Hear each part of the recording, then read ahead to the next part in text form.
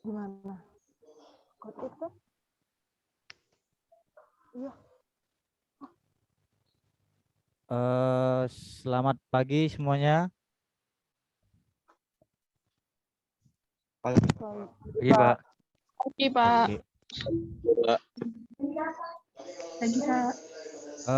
Jumpa lagi Naya sama Bapak ya. Hari ini kita mata pelajaran geografi ya. Sebelum kita memulai pelajaran kita hari ini, alangkah baiknya kita berdoa menurut agama dan kepercayaan kita masing-masing. Karena tadi Abdi Bapak lihat pertama masuk Zoom, jadi silakan tuh Abdi untuk memimpin doa kita sebelum kita memulai pelajaran. Silakan Abdi. Soalnya belum ada kelihatan di HP, Pak. Mari teman-teman, sebelum kita memulai pembelajaran kita pada pagi hari ini, marilah kita berdoa menurut agama dan kepercayaan kita masing-masing. Berdoa dimulai.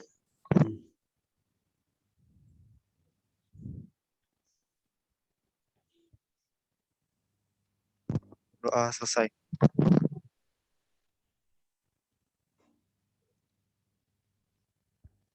Oke, sebelum kita mulai pelajaran kita hari ini, karena sudah berdoa, Bapak cek dulu ya siapa yang tidak hadir pada hari ini.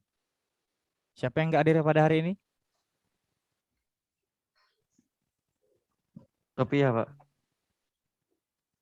Sophia ya. Apa keterangannya Sophia? Sakit. Sakit. Siapa lagi?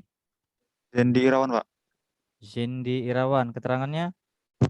Izin, Pak. Izin. Siapa lagi? Maria Ulfa, Pak. Maria Ulfa. Keterangannya? Alfa. Alfa ya.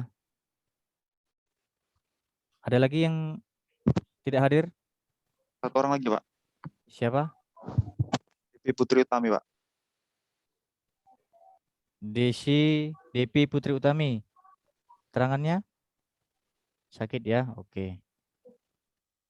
Jadi 4 orang yang nggak hadir ya. Berarti jumlah 15, berarti yang hadir 11 orang ya. Iya, Pak.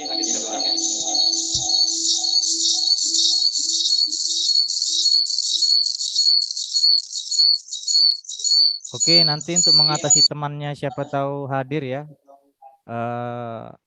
Terlambat datang di situ nanti Bapak sudah bagikan di WhatsApp grupnya ya.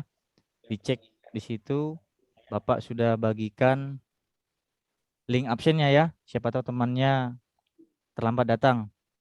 Sekarang sebelum kita mulai pelajaran kita pada hari ini, ada yang ingat nggak kira-kira apa pelajaran kita minggu lalu?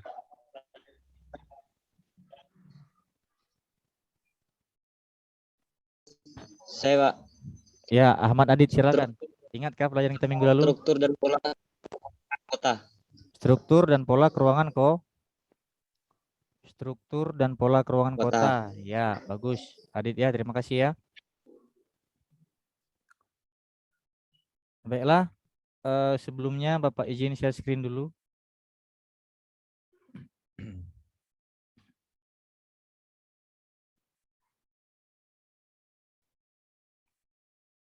Apakah kelihatan share screen Bapak?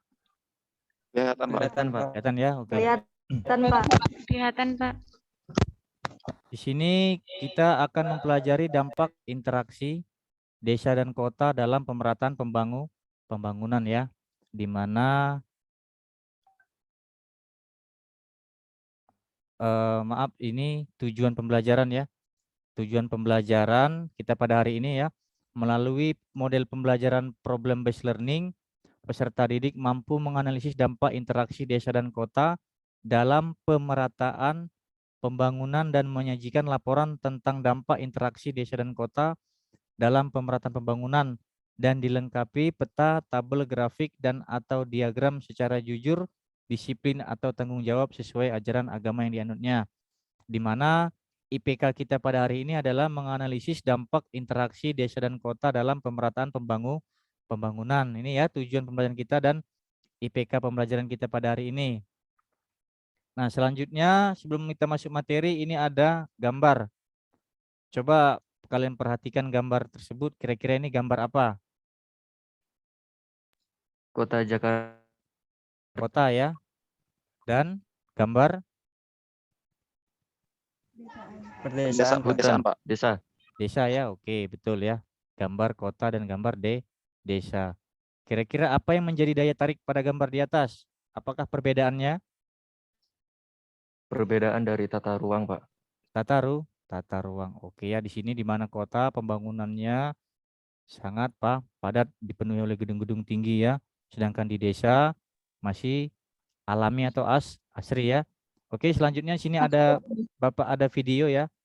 Tolong kalian perhatikan sebentar.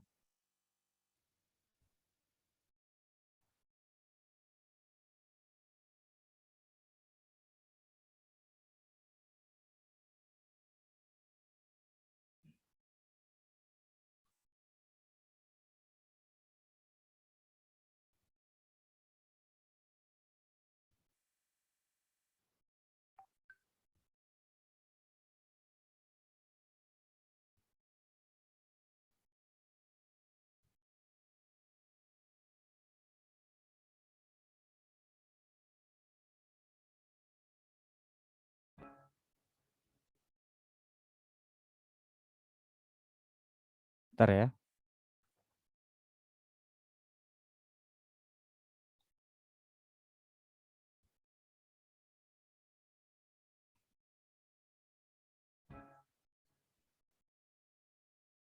Oke, perhatikan video di depan ya.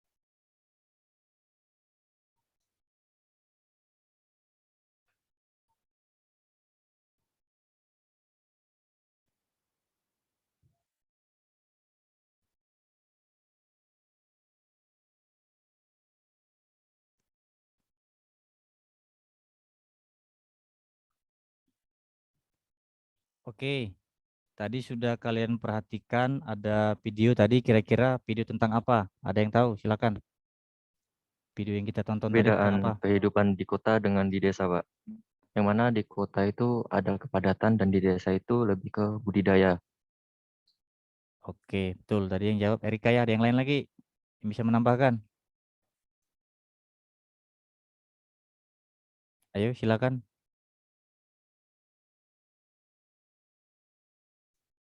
Abdi, mungkin mau coba? Video apa tadi, Abdi?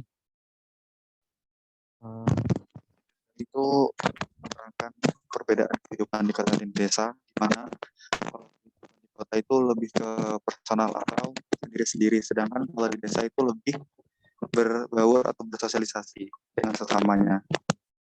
Karena aja, Pak. Oke, makasih Abdi ya, Amerika ya. Terima kasih, bagus sekali ya. Itu pendapat dari Erika dan Abdi ya tadi ya. Di sini bahwa dari gambar dan video tadi bahwa di situ kita perhatikan bahwa antara desa dan kota itu mempunyai banyak perbedaan ya, sehingga menyebabkan terjadinya interaksi ya. Interaksi desa dan kota ini itu ada yang bersifat positif, ada yang bersifat negatif ya.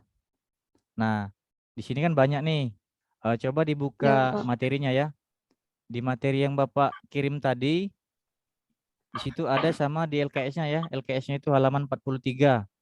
Di LKS-nya silakan dibuka. Di situ ada interaksi desa dan kota. Banyak juga pengaruh interaksi antara desa dan kota di mana mereka semua saling membutuhkan ya. Contohnya apa? Dibuka di LKS-nya halaman 44 ya. Coba apa salah satu dampak interaksi desa dan kota bagi desa? Coba ada yang bisa? Di LKS halaman 44. Dampak positif bagi desa itu meningkatnya cakrawala pengetahuan penduduk desa, terus masuknya teknologi tepat guna ke desa meningkatkan produksi lahan dan berdampak meningkatnya pendapatan masyarakat, dan terjadi perubahan tata guna lahan yang menguntungkan, serta terjadi perkembangan sarana prasarana transportasi penghubung desa dengan kota, sehingga desa tidak lagi terisolir. Oke, itu dampak positif bagi desa. Sekarang dampak positif bagi kota, ada yang tahu? Mic-nya belum nyala. Dampak positif bagi itu ada 4 poin, Pak. Yang pertama, menyebabkan terpenuhinya kebutuhan bahan baku bagi proses produksi dan tenaga kerja. Yang kedua, tersalurnya hasil-hasil produksi di wilayah pedesaan. Yang ketiga, masuknya penduduk dari berbagai daerah dan budaya melahirkan proses akulturasi antara berbagai kebudayaan tersebut. Yang terakhir atau yang keempat, memungkinkan terjadinya pernikahan antar suku yang akan meningkatkan rasa sebangsa dan setanah air. Sekian dari saya. Oke, terima kasih ya. Oke, itu dampak positif bagi desa dan kota. Nah, sekarang kita akan mencari atau menganalisis, mengidentifikasi dampak negatif dari interaksi desa dan kota ya. Nah, di sini Bapak akan bagi kalian ke dalam 3 kelompok ya. Bapak akan bagi kalian ke dalam 3 kelompok. Di sini ada nama kelompoknya ya. Kelompok 1 di mana terdiri dari Mari Muhammad Abdi, Abdul Wahid, Handayani, dan Ahmad Adit. Kelompok 2 Erika, Intan Wulandari, Hadiani, dan Vila. Kelompok 3 Islahatul, Desi, dan Elis. Karena tadi ada 4 orang yang nggak hadir hari ini ya, jadi cuma 11 orang. Itu kelompoknya ya, diingat ya kelompoknya ya. Baik, Pak. Diingat kelompoknya. Nanti tugasnya adalah akan Bapak berikan sebuah artikel ya. Jadi situ nanti akan Bapak berikan artikel, kalian analisis atau cari di artikel tersebut kira-kira permasalahannya apa saja yang ada di dalam artikel tersebut. Sebentar Bapak share anunya ya, link artikelnya ya, siapa tahu nanti supaya kalian membaca ya. Bapak stop sharing dulu.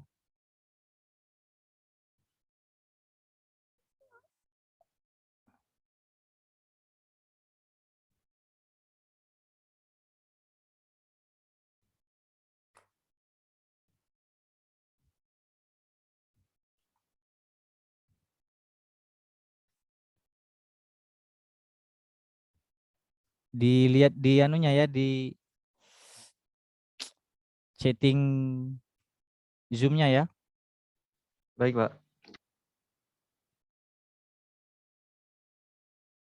Ya, itu adalah link artikelnya.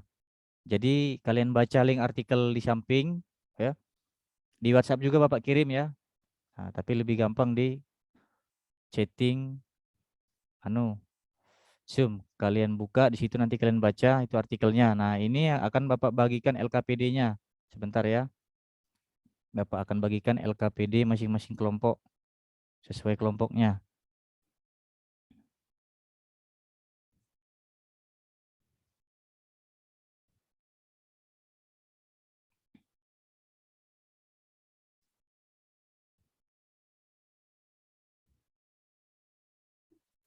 LKPD kelompok 1. Itu di bawahnya linknya ya. LKPD kelompok 2.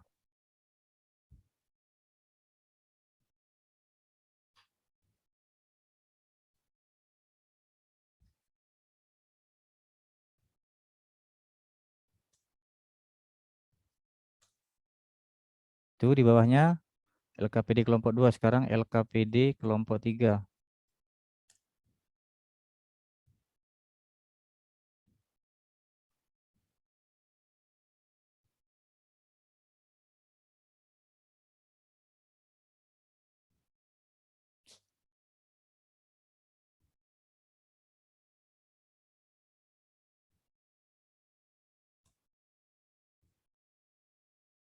Oke, sudah semua ya? Itu Bapak. masuk ke LKPD-nya masing-masing di situ ya. Silakan cantumkan nama ya. Nama kelompok berapa dibuat namanya ya. Nama siapa-siapa aja namanya, terus artikelnya dibaca. Nah, ini Bapak akan buatkan break room ya. Jadi kalian nanti masuk sesuai kelompoknya masing-masing ya. Bapak buat kelompok 1, 2, dan 3. Nanti di dalam breakout room kalian diskusikan ya. Masalah apa yang kalian temukan. Setelah itu rumusan masalahnya apa serta solusi pemecahan masalahnya apa ya. Baik, Pak. Baik, Pak. Oke, silahkan masuk ke roomnya masing-masing ya. Breakout roomnya ya.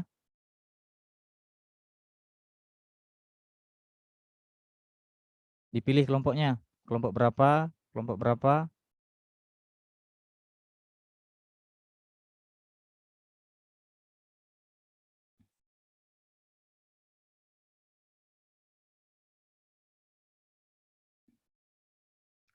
Kelompok 1 udah masuk semua, kelompok 2, kelompok 3. Silakan.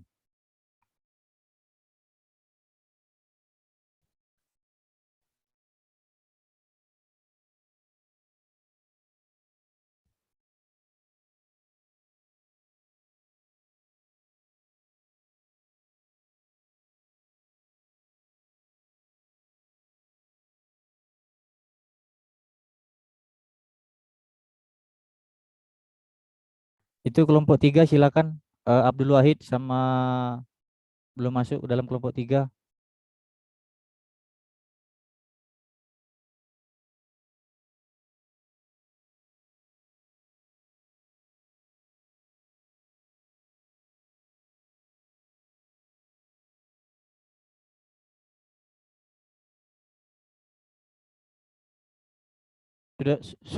Sudah di break room semua?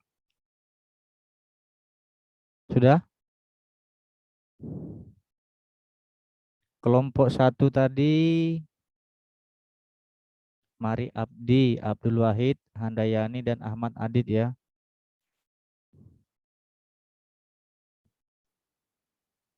Handayani, Erika, Intan, Hadiani, Villa. Erika, Intan, Hadiani. Kelompok 3, ini baru 1 orang yang masuk. Baru Desi ya. Islahatul sama Elis belum.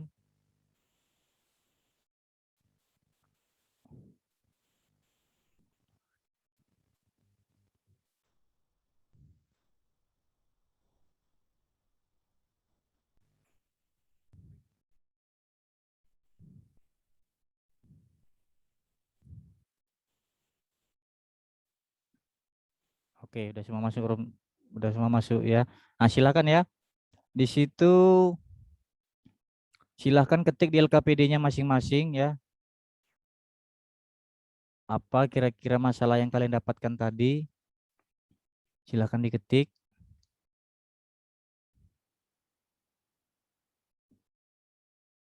Untuk cara mengatasinya, Silakan kalian cari di berbagai sumber ya. Boleh di internet, boleh sebagai media atau sebagai sumber belajar kita yang lain boleh.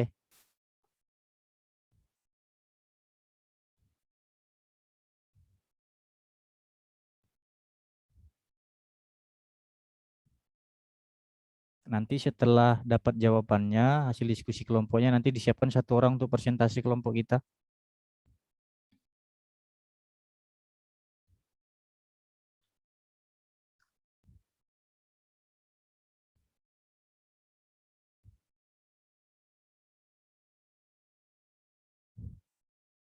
Bapak cek dulu LKPD-nya ya.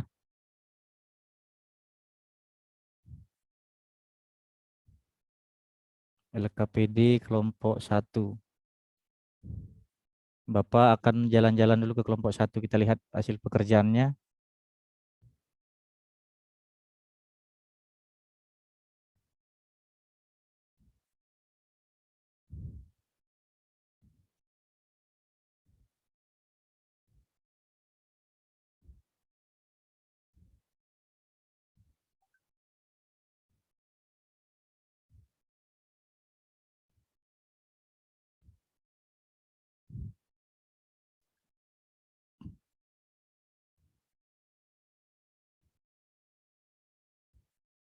Kelompok 1.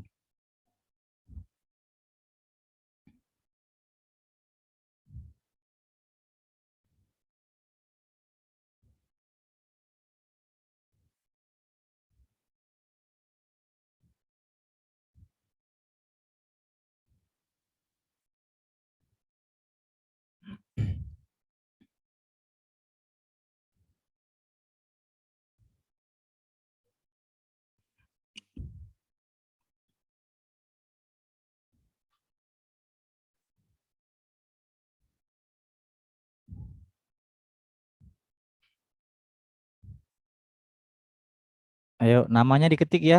Kelompok ini kelompok 2 ya, Mari Abdi ya. Kelompok 1.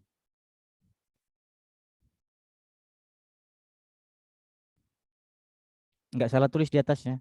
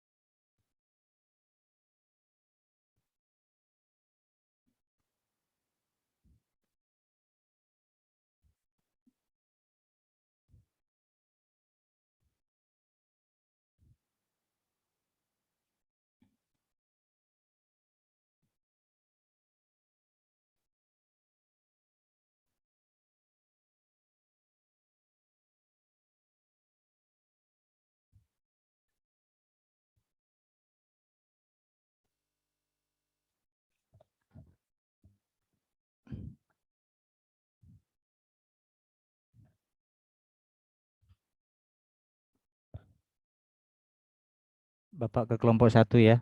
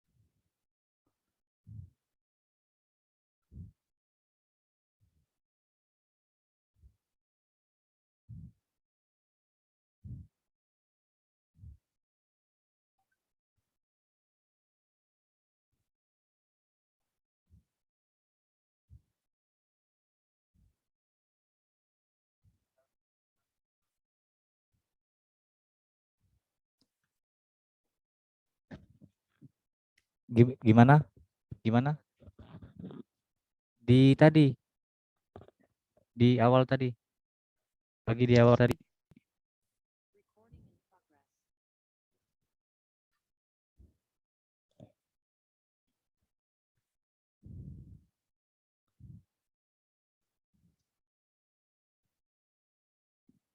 Langsung ke chattingnya, coba buka di chat. Di chat tuh ada linknya tuh, kelompok LKPD, kelompok 1, kelompok 2 tuh.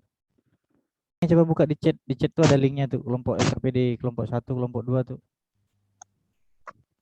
Ada? Ada, Pak. Hah? Nggak ada, Pak. Oh, Nggak ada. ada. Ada, dicek dulu, coba dipicit di titik 3 biasa, titik 3 yang pakai itu handphone, titik 3 chatting. Ada?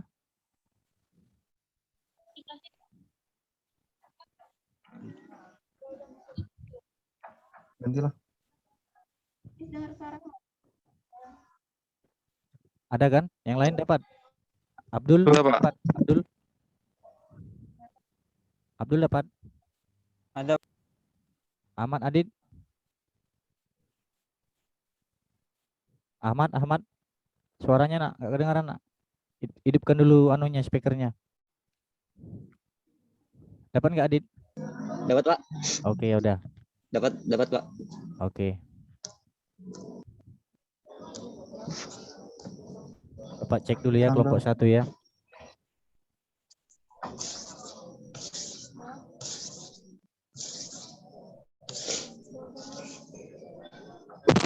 Kalau sama Ahmad Adit bisa langsung tik.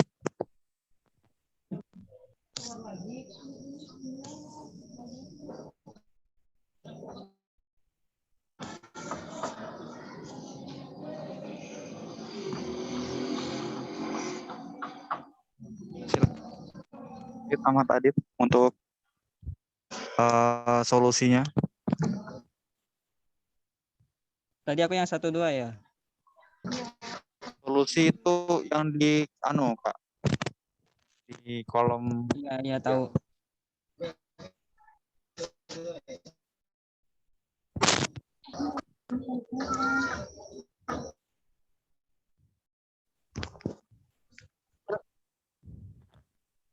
Kelompok 2 bagaimana? Recording in progress. Baik, Pak. Aman, Pak. Oke.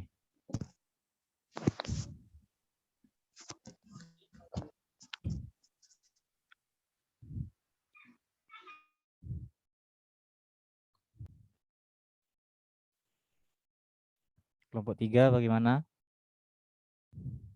Aman?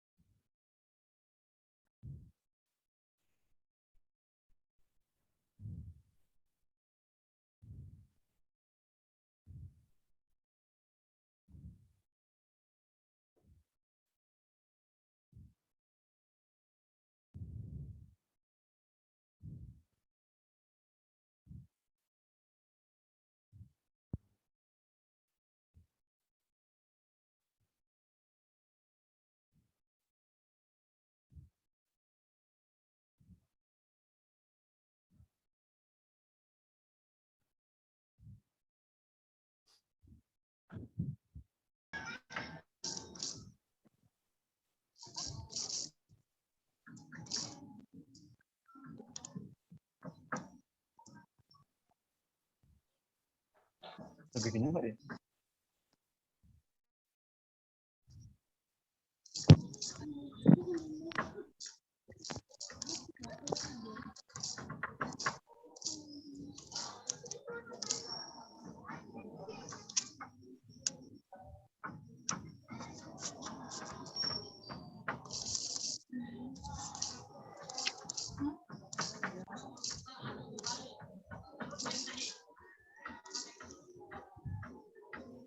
Selamat pagi. Ini saya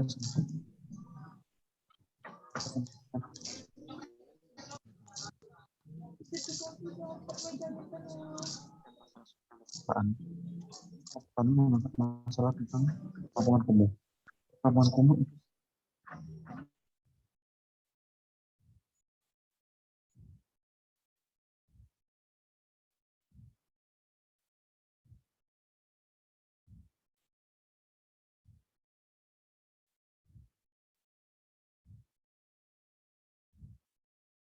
adalah minimnya fasilitas di pedesaan, standar hidup plusnya, lapangan pekerjaan. Dan faktor tersebut juga selain faktor penarik yang meliputi fasilitas kota, Ini solusi yang nomor 4-nya ditaruh di mana? buat baru lagi nomor yang baru lagi berarti nambah satu.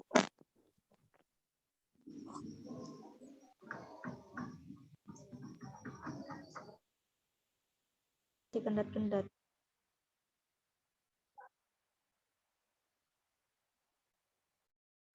Nyendat-nyendat ke suaraku. Ah, udah enggak.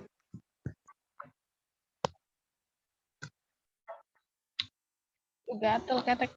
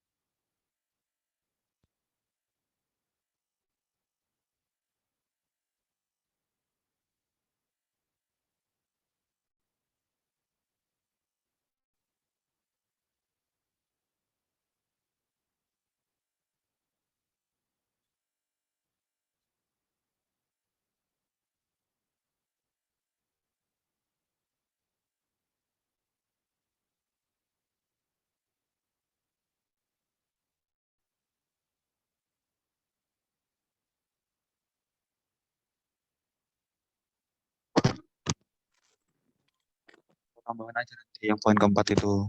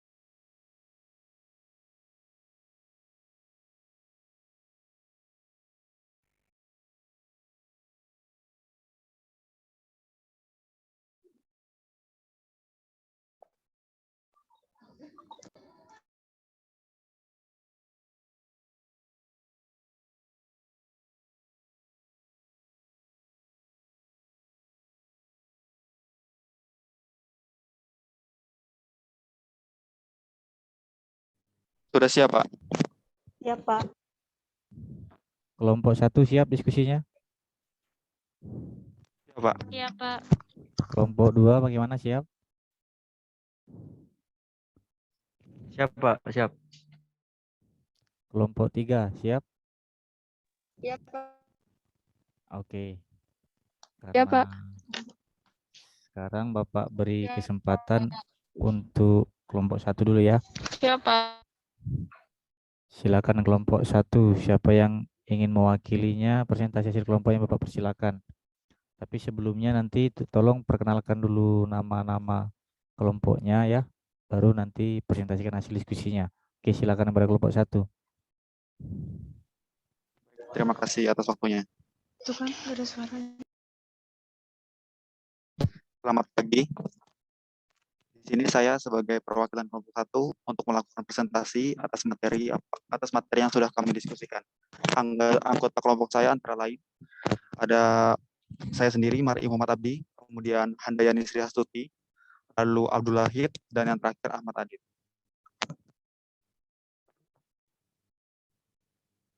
Di share screen ya. Di sini saya akan mempresentasikan hasil diskusi kelompok saya mengenai tingginya urbanisasi dan masalah sosial di perkotaan. Saya dan kelompok saya mengangkat masalah tentang perkampungan yang kumuh. Perkampungan kumuh itu sendiri adalah sebuah kawasan dengan tingkat kepadatan populasi tinggi di sebuah kota yang umumnya dihuni oleh masyarakat miskin. Permasalahan ini timbul akibat tingginya tingkat urbanisasi antara masyarakat desa ke kota. Kemudian rumusan masalahnya adalah apa yang menyebabkan warga desa melakukan urbanisasi ke kota. Faktor yang mempengaruhinya adalah yang pertama adalah kemiskinan, kemudian minimnya fasilitas di pedesaan, kemudian standar hidup yang rendah dan terbatasnya lapangan pekerjaan, serta faktor penarik yang meliputi fasilitas kota yang memadai dan standar hidup yang tinggi. Untuk solusinya kami memiliki 3 poin, yaitu yang pertama, pembangunan fisik dan lingkungan seperti merelokasi daerah kumuh menjadi rusunawa, peningkatan akses sanitasi dan air bersih. Poin kedua, capacity building masyarakat dalam pembinaan pengelolaan, sarana dan prasarana pemukiman, sanitasi, dan air bersih. Poin ketiga, pembangunan ekonomi dalam konteks meningkatkan kesejahteraan dan ekonomi masyarakat yang tinggal di kawasan kumuh agar dapat bangkit dari kemiskinan. Selain apa yang kami cantumkan dalam LKPD, kami juga memiliki beberapa tambahan, yaitu pemerintah juga mengadakan program Kotaku untuk mengatasi perkampungan kumuh ini. Program Kotaku sendiri merupakan program perbaikan kualitas kawasan pemukiman kumuh di perkotaan melalui pembangunan berbasis masyarakat.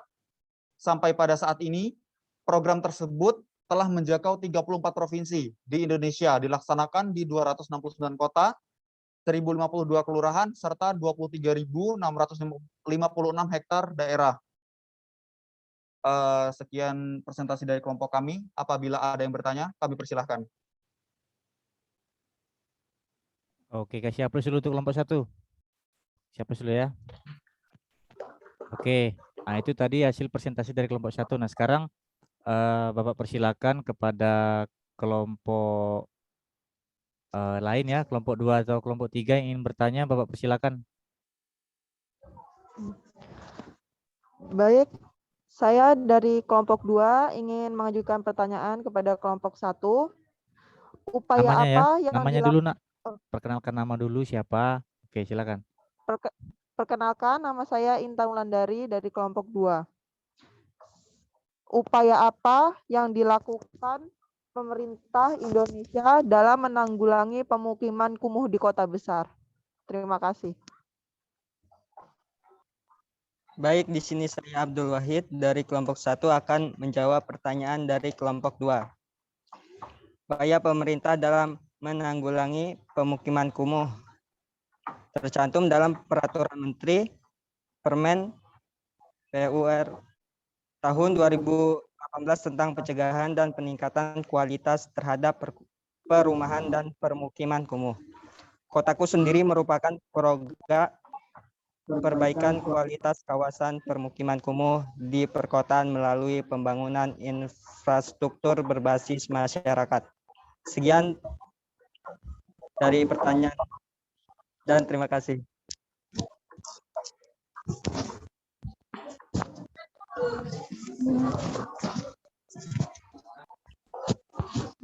Bagaimana hasil dari penjelasan dari Ahmad Abdul Wahid? Apakah puas? Puas, Pak. Terima kasih. Intan tadi ya? Oke, terima kasih. Kalau begitu sekarang jika ada pertanyaan lain silakan, atau tidak ada? Cukup, Pak. Cukup? Oke. Kita kasih aplaus dulu untuk kelompok 1 ya. Oke, sekarang waktunya untuk kelompok 2 ya. Bapak persilakan kepada kelompok 2 untuk mempresentasikan hasilnya. Silakan. Diperkenalkan dulu kelompoknya, siapa-siapa namanya, dan yang mempresentasikan pun perkenalan diri dulu. Silakan. Baik, selamat pagi. Saya Erika Dwi Saputra akan mewakili kelompok saya untuk mempresentasikan tugas kami ya. Mohon izin untuk memberikan share LKPD, Pak. Ya, silakan. Nah, jadi kelompok kami itu terdiri dari saya sendiri, Erika Dwi Saputra, kemudian Hadiani Putri, Vila Mariska Yanti, dan Intan Wulandari. Dan kami membahas mengenai pengangguran. perumusan masalah, bagaimana mengatasi masalah pengangguran? Kami menemukan 7 solusi dalam pemecahan masalah pengangguran, yaitu yang pertama mengeluarkan kebijakan moneter. Kebijakan moneter ini kebijakan ekonomi makro yang mengacu pada tindakan yang dilakukan oleh masyarakat sentral suatu negara untuk mengontrol jumlah uang yang beredar di masyarakat. Tujuannya adalah untuk mendorong pertumbuhan ekonomi yang berkelanjutan. Umumnya, kebijakan ini dilakukan dengan cara mengatasi pengangguran struktural dan siklis. Kemudian yang kedua adalah mengeluarkan kebijakan fiskal. Apa itu kebijakan fiskal? Kebijakan fiskal itu kebijakan yang dikeluarkan oleh pemerintah, khususnya Kementerian Keuangan, untuk memotong pajak dan meningkatkan pengeluaran guna merangsang pertumbuhan ekonomi. Kemudian yang ketiga, memberikan pendidikan dan pelatihan. PHK sering terjadi karena SDM sudah dianggap tidak sesuai dengan kebutuhan perusahaan. Salah satu penyebabnya karena SDM digantikan dengan robot. Oleh karena itu, pemberian pendidikan dan keterampilan bisa jadi cara mengatasi pengangguran teknologi ini. Upaya serupa sebenarnya sempat dilakukan oleh pemerintah dengan peluncuran program Kartu Prakerja bagi mereka yang terdampak. Kemudian yang keempat, pemberian subsidi ketenaga kerjaan. Cara mengatasi pengangguran selanjutnya bisa dilakukan dengan memberikan subsidi berupa keringanan pajak untuk kalangan pengusaha atau subsidi kepada para pengangguran. Namun, upaya ini memang memerlukan dana yang tidak sedikit. Apalagi jika jumlah pengangguran atau perusahaan yang disubsidi cukup banyak. Meski begitu, dua langkah ini sebenarnya telah dilakukan oleh pemerintah saat ini. Kemudian yang kelima, perpanjangan tunjangan ketenaga kerjaan. Perpanjangan tunjangan ketenaga kerjaan itu adalah perpanjangan tunjangan bagi pencari kerja yang memenuhi syarat dan diketahui sebagai pengangguran karena terkena PHK oleh perusahaannya. Perpanjangan tunjangan ini sempat dilakukan oleh pemerintah Trump di Amerika dengan cara memberikan subsidi bagi orang yang terkena PHK dengan sebesar 300 US dollar untuk 20 minggu ke depan. Kemudian yang keenam, melakukan diversifikasi ekonomi. Pandemi telah merusak perekonomian daerah yang bergantung pada sektor pariwisata, membuat tempat wisata menjadi sepi dan menimbulkan banyak pengangguran. Untuk menanggulangi itu, pemerintah bisa mengeluarkan kebijakan diversifikasi ekonomi. Kebijakan ini merupakan penangkaregaman produk atau bidang usaha yang diyakini mampu mendongkrak perekonomian. Sehingga lewat diversifikasi ekonomi, masyarakat tidak mengandalkan suatu jenis usaha, tapi juga berbagai macam usaha. Upaya ini juga diyakini sebagai salah satu cara mengatasi pengangguran yang kerap terjadi karena objek wisata sepi. Kemudian yang ketujuh, menyediakan banyak informasi lowongan kerja. Upaya terakhir sebagai cara mengatasi pengangguran bisa dilakukan dengan menyediakan platform penyedia info lowongan kerja. Dalam memberikan informasi yang valid bagi pencari kerja, pemerintah bisa bekerja dengan perusahaan penyedia lowongan kerja dan perusahaan yang masih membuka kesempatan berkarir lewat bursa kerja online. Upaya ini merupakan cara mengatasi pengangguran fiksional bagi mereka yang kesulitan mencari pekerjaan yang cocok. Demikianlah paparan dari saya. Terima kasih. Oke, terima kasih saudara Erika. Kasih aplaus untuk Erika ya. Oke, sekarang kelompok 2 tadi sudah selesai menjelaskan hasil presentasinya kepada kelompok lain, kelompok 1 atau kelompok 3 yang ingin bertanya terhadap hasil diskusi dari kelompok 2, Bapak persilakan. Tolong sebutkan nama dulu ya, nama kelompok.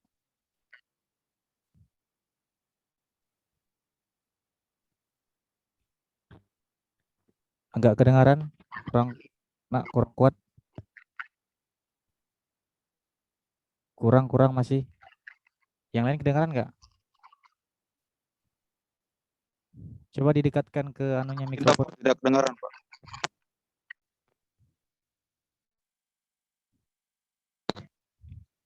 Mic-nya mati kali.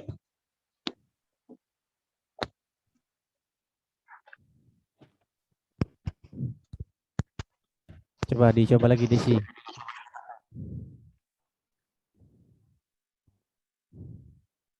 Desi mana sih, kok nggak ada? Iya, sudah di mic-nya. Belum tak mute, Pak. Nggak kedengaran, kedengaran nggak? Ingin bertanya. Oke ya. Apa silakan. saja penyebabnya pengangguran? Terima kasih. Oke, jelaskah pertanyaannya? Jelas, Pak. Oke, silakan kepada kelompok 2 untuk untuk langsung menanggapi Oke, silakan. satu. Oke, baik. Saya Hadiani Putri dari kelompok 3 akan menjawab pertanyaan dari kelompok Kita kelompok 2, Bud. maksud saya dari kelompok 2 akan menjawab pertanyaan dari kelompok 3. Penyebab pengangguran yang pertama, pertumbuhan penduduk yang cepat menciptakan banyak pengangguran karena meningkatkan jumlah angkatan kerja yang tidak diimbangi dengan perluasan kesempatan kerja. Yang kedua, ketidakberhasilan sektor industri karena pola investasi yang cenderung padat modal. Yang ketiga, kurangnya pendidikan dan keterampilan. Yang keempat, adanya PHK. Yang kelima, pasar global. Sekian jawaban dari kami. Apakah kelompok 3 puas?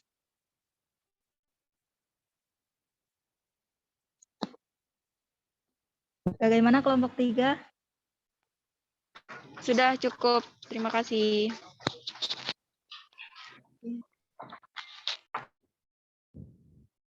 Oke, sudah cukup ya, puas ya. Oke, sekarang jika ada lagi yang ditanyakan boleh? Cukup? Cukup ya. Oke, silakan kita kasih aplaus dulu untuk kelompok 2 ya. Kita kasih aplaus untuk kelompok 2. Sekarang waktunya kelompok 3 ya. Silakan Erika diakhiri share screen-nya. Baik, Pak. Terima kasih. Terima kasih kembali. Silakan untuk kelompok 3, Bapak persilakan untuk mempresentasikan hasilnya.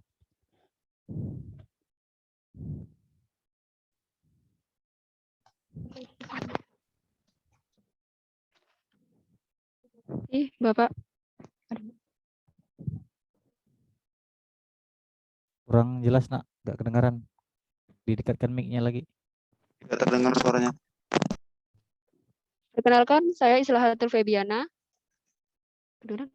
Perkenalkan, saya Islahatul Febiana. Di sini saya mewakili dari kelompok 3, yaitu dari Islahat.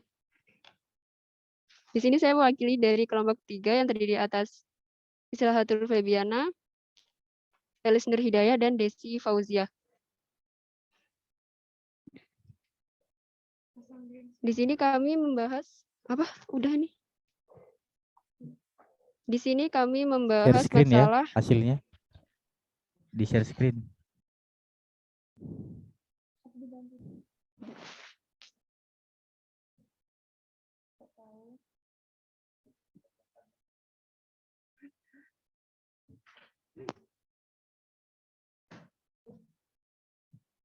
Udah kan?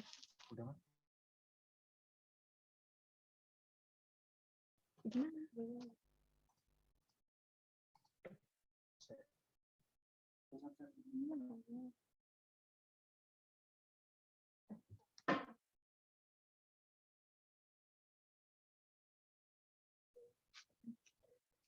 Mohon maaf, ada kendala. Oke, di sini saya akan melanjutkan, yaitu masalah yang kita identifikasi, yaitu kepadatan penduduk di kota akibat urbanisasi. Dan rumusan masalahnya, bagaimana mengatasi kepadatan penduduk akibat urbanisasi. Alternatif atau solusi pemecahan masalahnya yang kita dapatkan yaitu ada 3. Yang pertama, upaya peningkatan aspek pendidikan di desa dapat dilakukan dengan menggalakkan pendidikan. Tentunya akan sangat membantu mengembangkan bakat peserta didik yang sifatnya praktis sesuai dengan peminatan yang diinginkan. Selain itu, peningkatan aspek ini hingga bisa menyediakan lapangan pekerjaan di desanya. Tentunya dengan adanya lapangan pekerjaan di desa akan mengurangi laju urbanisasi yang terjadi. Dan yang kedua, yaitu aspek aksesibilitas atau dalam hal transportasi di desa merupakan faktor penting untuk menunjang aktivitas ekonomi walau aksesibilitas yang buruk. Padahal aksesibilitas tersebut berfungsi sebagai jalur penghubung terjadinya aliran barang dan jasa atau aktivitas ekonomi. Melalui peningkatan aksesibilitas di desa, seperti pembangunan jalan dan jembatan serta sarana telekomunikasi, pemberdayaan potensi sumber daya yang terdapat di desa dapat dikembangkan secara optimal. Adanya kemudahan akses tersebut juga bisa menjadi faktor penarik bagi pihak pemerintah dan swasta untuk bermitra dan mengembangkan aspek unggulan desa yang bersangkutan. Yang ketiga, pemberdayaan potensi utama di desa dapat dilakukan untuk menekan urbanisasi. Dan salah satu cara untuk mengembangkan potensi desa dapat dilakukan sesuai dengan sumber daya yang ada seperti potensi agrobisnis maupun aspek pariwisatanya. Hal ini bisa menekan terjadinya urbanisasi di daerah perkotaan dan mencegah adanya kepadatan yang ditimbulkan akibat urbanisasi. Sekian hasil diskusi dari kelompok kami.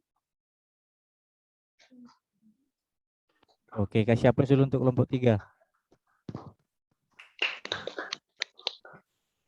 Oke, sekarang Bapak persilakan kepada kelompok 2 atau kelompok 1 jika ada pertanyaan terhadap hasil diskusi di kelompok 3, Bapak persilakan.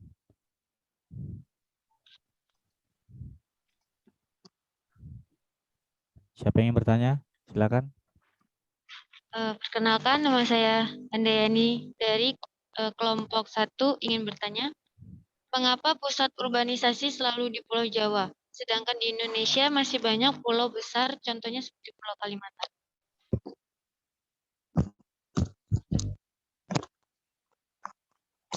Baik, terima kasih.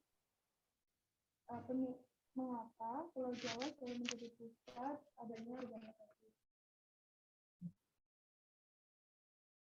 Yang pertama, karena sebagian besar lokasi di wilayah Jawa mudah dijangkau.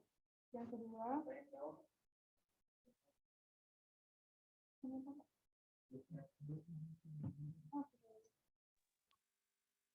terima kasih atas pertanyaan dari Handayani Putri. Pertanyaan tadi yaitu mengapa pemilihan Pulau Jawa.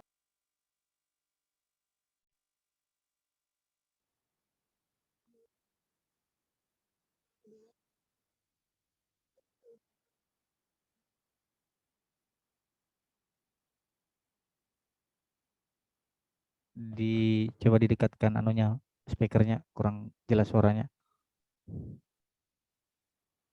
Coba tes.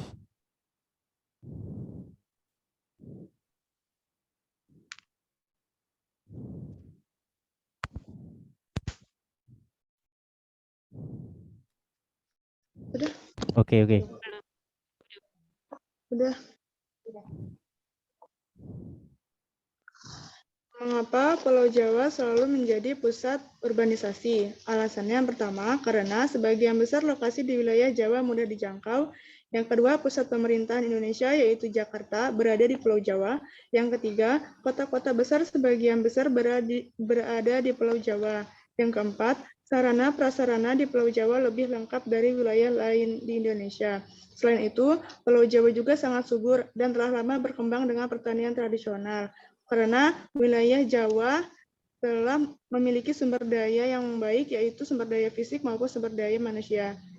Ini adalah beberapa faktor yang menjadikan Pulau Jawa menjadi pusat urbanisasi. Terima kasih.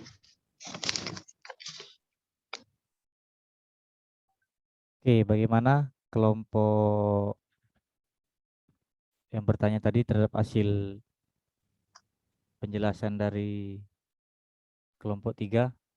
Apakah puas? Cukup? Oke. Sekarang jika ingin ada yang bertanya lagi silakan. Cukup? Cukup, Pak. Pak. Oke, kalau cukup sekarang berarti hasil diskusi kita selesai ya. Oke, kasih aplaus dulu untuk kita semua yang hadir pada hari ini yang sudah presentasi. Kasih aplaus dulu.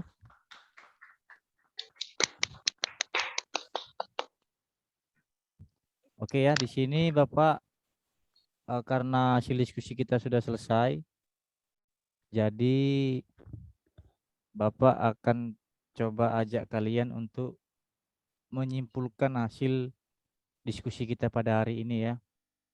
Ayo Bapak, siapa kira-kira yang bisa menyimpulkan hasil diskusi kita pada hari ini? Silakan. Baik, saya Vila Mariskayanti. Saya akan menyimpulkan dari materi kelompok 1, 2, dan 3. Oke, silakan. Kesimpulannya, perkampungan yang kumuh, kawasan yang tingkat kepadatan yang tinggi akibat urbanisasi yang tinggi, solusinya membuat rumah susun. 2. Memperbaiki fasilitas umum SPT MCK. 3. Membuat daerah sekitar permukiman kumuh melalui program khusus perbaikan rumah secara gratis. 4. Mengadakan perumahan rakyat di luar wilayah. 2. Pengangguran.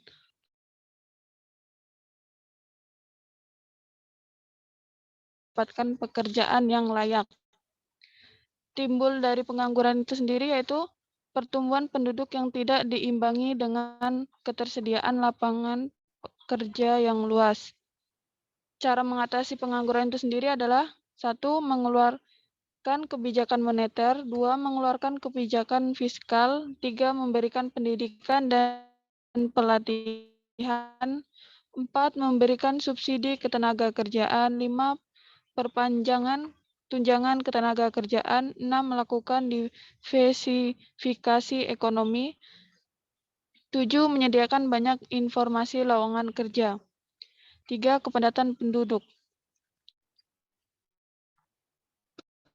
Kepadatan penduduk ini solusinya yaitu memperluas lapangan pekerjaan, meningkatkan wajib belajar pendidikan dasar bagi masyarakat, menekankan pertumbuhan penduduk dengan program keluarga berencana. Sekian kesimpulan dari saya. Terima kasih. Oke, terima kasih ya kepada saudari kita Vila ya. Sekarang Bapak akan beri Ya, Pak. sedikit penguatan ya terhadap hasil diskusi kita hari ini ya. Jadi tadi sudah kalian temukan permasalahan yang ada di sebuah artikel ya dari dampak negatif dari interaksi desa dan kota. Yang pertama adalah urbanisasi ya. Hasil dari urbanisasi itu dapat tadi menyebabkan banyaknya pengangguran dan permukiman kumuh. Sudah dijelaskan juga berbagai cara mengatasinya ya. Nah, di sini Bapak akan beri penguatan sedikit share ya. Ini adalah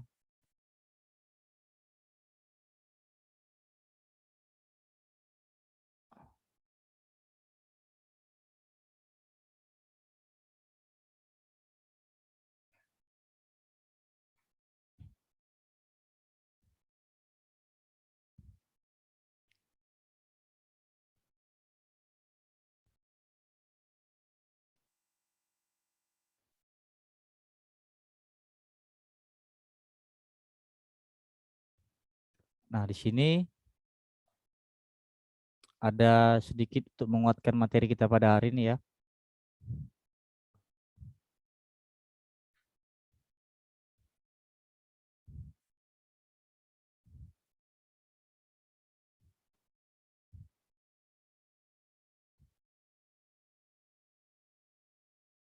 Sinyalnya agak lambat.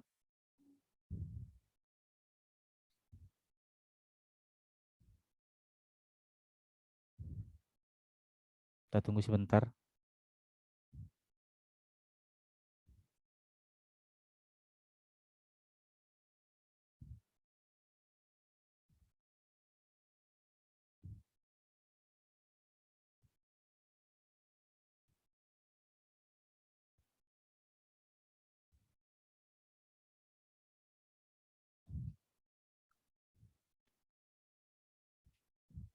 Tunggu sebentar Bapak, coba dulu.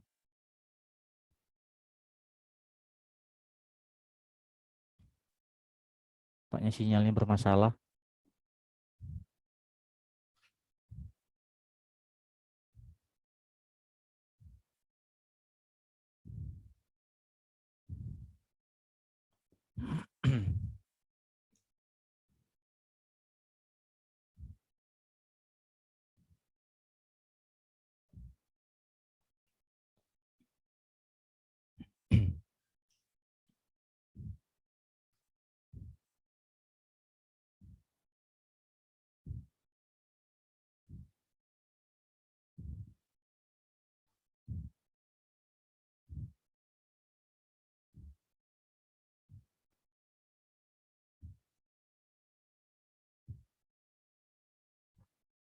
Oke ya, Nah, di sini ini ada peta ya.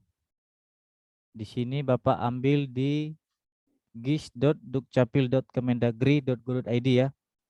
Di sini ada peta penduduk ya. Coba kita lihat di atasnya sini, kita mau ketahui kepadatan penduduk. Kepadatan penduduk.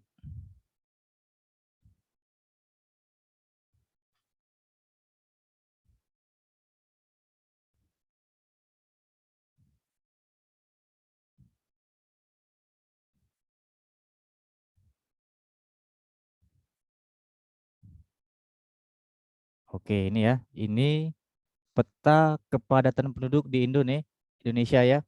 Di sini ada legendanya sebelah kanan atas. Di sini warna mulai dari paling terang ini sampai ke warna coklat gelap ya. Nah, di sini yang paling bawah itu adalah kurang dari 2. Yang warna yang tengah ini 1062 dan yang di atasnya di atas 3000,616 jiwa ya bacanya dalam kilometer kubik. Jadi di sini cara membaca peta ini adalah sesuaikan dengan warna, bahwa contoh Samarinda nih. Kita ke yang ada di Pulau Kalimantan aja. Samarinda ya, sinyalnya. Nah, ini Samarinda ya. Nah, di sini Kota Samarinda di sini dijelaskan bahwa kepadatan penduduknya 1054 jiwa per kilometer kubik. Jadi per kilometer persegi, maaf, itu kepadatan penduduknya ada 1054 jiwa. Ya, bisa dibayangkan berarti sangat padat di Kota Samarinda. Sekarang ke Kota Banjarmasin. Di Kota Banjarmasin kepadatan penduduknya 676 jiwa per kilometer persegi ya. Jadi dalam 1 kilometer itu penduduknya yang ada 676 jiwa seperti itu. Sekarang kita coba ke Palangkaraya, ke ibu kota provinsi kita, 119 jiwa per kilometer persegi. Nah, jadi di sini apalagi kalau kita ke bawah ke Pulau Jawa ya.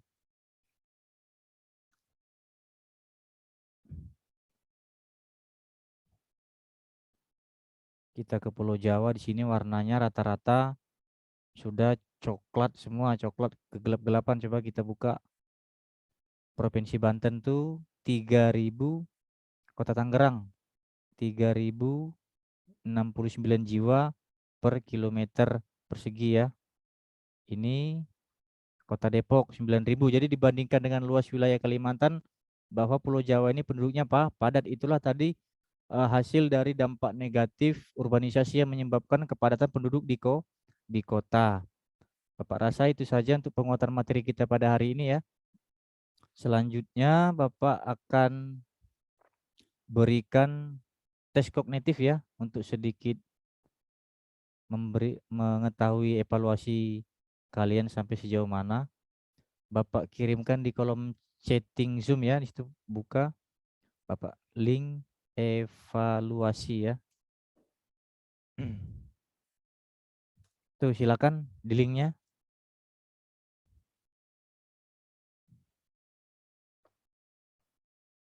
Dapat?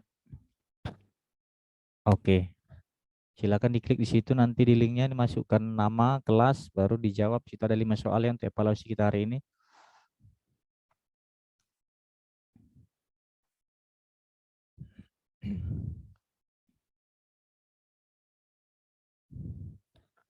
Oke, untuk hasil diskusi tadi setelah Bapak lakukan penilaian ya.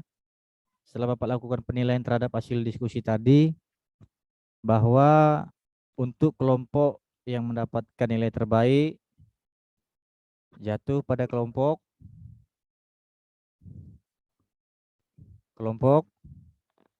berapa kira-kira? Kelompok berapa kira-kira? 2. Oke, tebakannya betul ya. Kita kasih aplaus dulu untuk kelompok 2. Oke. Tetap ya. Yang lain tidak kalah bagusnya, tetapi yang lebih ada nilai plusnya untuk kelompok 2. Oke, terima kasih atas partisipasinya. Sekarang silakan lanjutkan evaluasinya. Bapak beri waktu 5 menit ya, cukup ya? Oke, karena waktu kita sudah mau habis, Bapak beri waktu 5 menit untuk mengerjakan soal evaluasinya. Baik, Pak.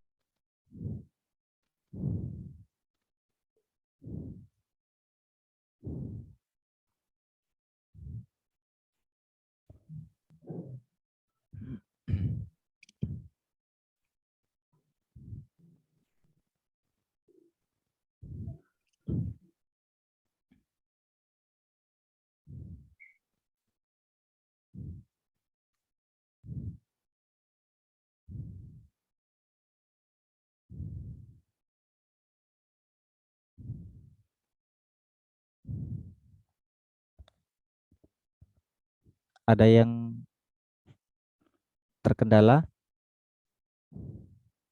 Tidak, Pak. Oke.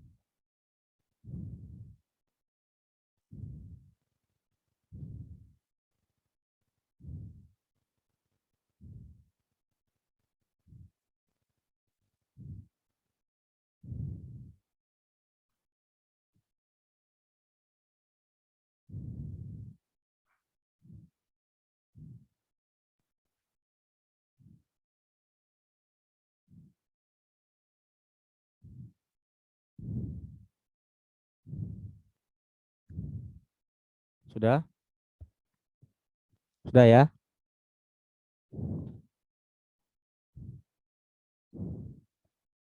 Sudah, Pak. Oke. Bagi yang belum nanti bisa sambil dilanjutkan ya. Bapak tunggu sampai hari ini jam 11 nanti ya. Masih bisa Bapak tunggu. Silakan nanti untuk hasil evaluasinya nanti Bapak bagikan di grup WA ya. Selanjutnya untuk untuk materi kita minggu depan ya, itu kita akan mempelajari tentang pemerataan pembangunan ya. Nanti materinya Bapak bagikan di WA grup ya, materi tentang pemerataan pembangunan antara desa dan kota. Bapak rasa Bapak akhiri aja ya pelajaran Bapak hari ini. Bapak rasa udah cukup semuanya ya. Bapak akhiri pelajaran Bapak Cukup, hari Pak. ini. Semuanya selamat siang. Siang, Pak. Siang, Pak. Oke, terima kasih ya. Yang Pak. Yang